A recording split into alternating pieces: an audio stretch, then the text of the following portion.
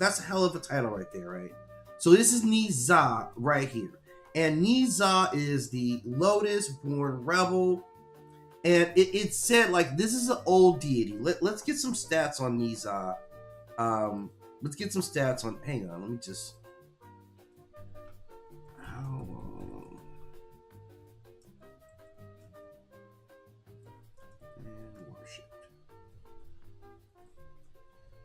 So Ni-Za, I'm just looking up worship right now. Like Ni-Za, this is literally a name that is linked to Nala Kuvara, a figure in Indian mythology, and suggests that this is like a Buddhist exchange. Like, so the worship of this particular figure is roughly 1,000 years old. So for over 1,000 years, we've been working. It evolved from an older Buddhist deity who was the son of the guardian king. So this comes from an older figure. I'm gonna save this image here so we can take a look at it. And this is what a lot of gods do, right? A lot of gods evolve over time and they have different names, so they'll carry multiple names. So this is what Ni-Za, when it was seen as more of just a guardian spirit, that was the form that it took there. Okay. So this figure is a divine warrior, particularly in mythology, a protector of the children. This was a rebellious celestial champion. The symbols for this figure were the fire, wind, or wind, fire wheels, fire tip spear. You see there a red sash and a lotus body. Those were the symbols. So this was the icon was always shown primarily as this young warrior deity, sometimes depicted as a child or depicted as a teenager, standing on flaming wheels and wielding spear. So the animated flick, man, is remarkably consistent with this, right? This is one of those rare instances where I guess it's not rare because when in Chinese mythology, they make the deities extremely accurate to the mythology. Like in the West, we don't do that. For some reason, we like to take gods, and Hollywood says, I want to completely change them, right? Which you shouldn't. What you really should do is rep it the same way that they're repping the Chinese mythology. Like they're giving them truth inside the mythology. You get everything else, right?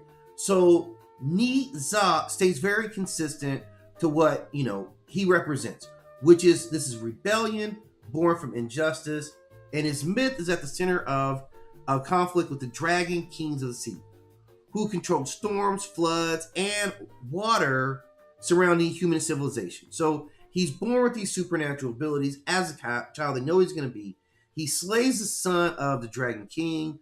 The Dragon King demands punishment, and he sacrifices himself. This young kid sacrifices himself to protect his parents and his entire village, right? So this kid's starting off like with a knock against him. Like he's rebelling against gods and kings, like the Dragon Kings right off the bat, okay?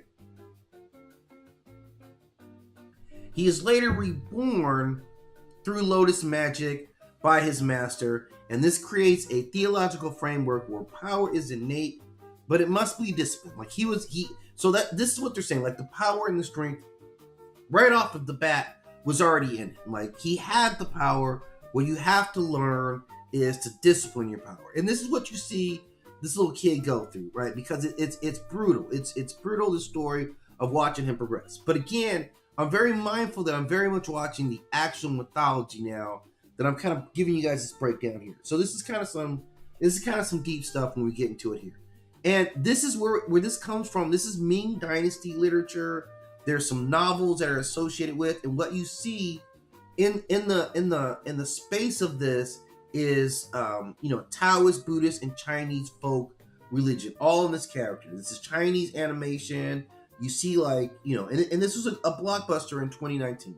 So it is a living ritual. He's still widely worshipped as a protector deity, and particularly known for protector of children, guardian against malevolent spirits, patron of martial strength, and temples often display statues of him as a young warrior. They may include, so when you're there, right, you may include incense, toy weapons, or miniature spears, protective charms for children, And in some religion, he is invoked as the guardian against sea disasters.